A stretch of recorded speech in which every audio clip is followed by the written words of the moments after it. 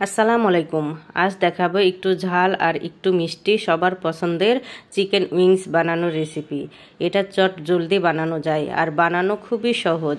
আশা করছি খুবই ভালো লাগবে। আমি এখানে নিয়েছি 500 গ্রাম চিকেন উইংস।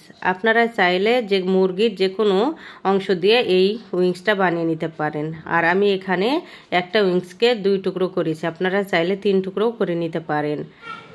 এখন দিচ্ছি এখানে হাফ টেবিল চামচ সয়া সস, তারপরে দিচ্ছি স্বাদ অনুযায়ী লবণ, দিচ্ছি লাল মরিচের গুঁড়া হাফ চামচ, তারপরে এখানে দেব গোলমরিচ হাফ চা চামচ, আর দিচ্ছি এখানে উঁচু করে 1 চা চামচ আদা রসুন বাটা।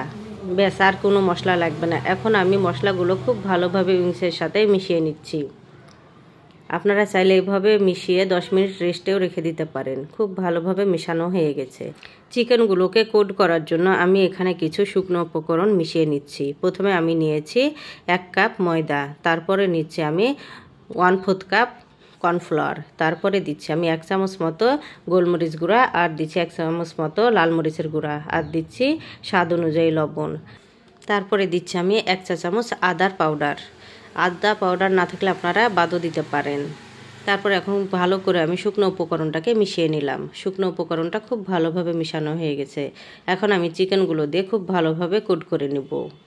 রেসিপিটা যদি একটুও ভালো লেগে থাকে তবে এখনও পর্যন্ত যারা একটা লাইক দেননি, প্লিজ একটা লাইক দিয়ে ভিডিওটা কন্টিনিউ করবেন। আমি এখন ময়দাটা ঝরিয়ে খুব ভালোভাবে আমি চিকেনটাকে উঠিয়ে নিচ্ছি। আর কোট করা যত ভালো হবে চিকেনগুলো ভাজা কিন্তু ততই ভালো হবে। একই নিয়মে আমি সমস্ত চিকেনগুলো কোট করে নিয়েছি।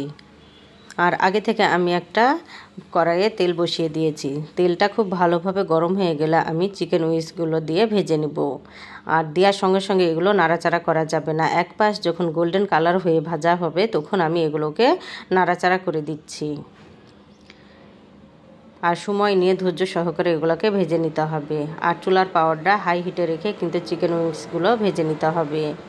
আমার ইউটিউব চ্যানেল থেকে দেখলে এখনও পর্যন্ত যারা সাবস্ক্রাইব করেননি তারা প্লিজ সাবস্ক্রাইব করে আমার পাশে থাকবেন। আর আমার ফেসবুক পেজ থেকে দেখলে আমার চ্যানেলটাকে ফলো দিয়ে রাখতে পারেন। এরকম নতুন রেসিপি আপলোড দেওয়ার সাথে সাথে পৌঁছে যাবে সবার আগে আপনার কাছে। চিকেন উইংসগুলো ভাজা হয়ে গেছে, আমি উঠিয়ে নিচ্ছি। আবারও আমি দ্বিতীয় ব্যাচ ভেজে দেখাচ্ছি।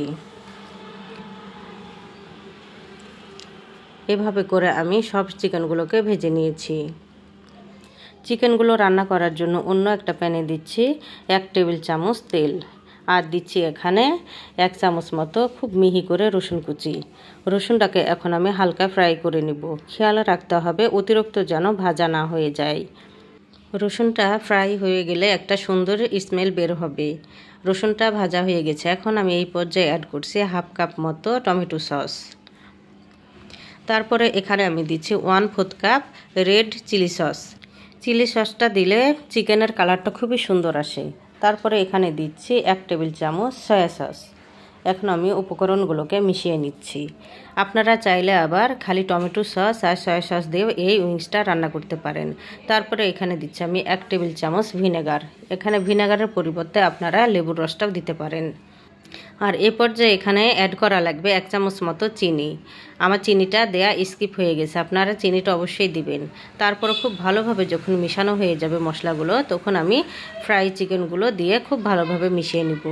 চিকেনগুলো মিশানোর সময় এই অবস্থায় আপনারা চুলার আঁচটা অফ করে দিতে পারেন, আবার লো হিটে রেখে এগুলোকে খুব ভালোভাবে মিশিয়ে নিতে পারেন।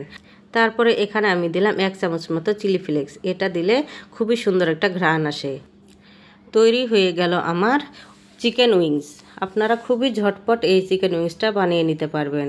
আর খেতে খুবই মজার হয়। একদম রেস্টুরেন্টের স্টাইলে এই চিকেন উইংসটা তৈরি করা যায়। আপনারা এখানে সাদা তিলটা দিতে পারেন। আমি সামান্য একটু করে সাদা তিলটা উপরে ছড়িয়ে দিয়েছি। রেসিপিটা ভালো লেগে থাকলে প্লিজ লাইক কমেন্ট শেয়ার করতে ভুলবেন না। আশা করছি আজকের রেসিপিও আপনাদের কাছে ভালো লাগবে। আজ এখানেই বিদায় নিচ্ছি। আল্লাহ হাফেজ।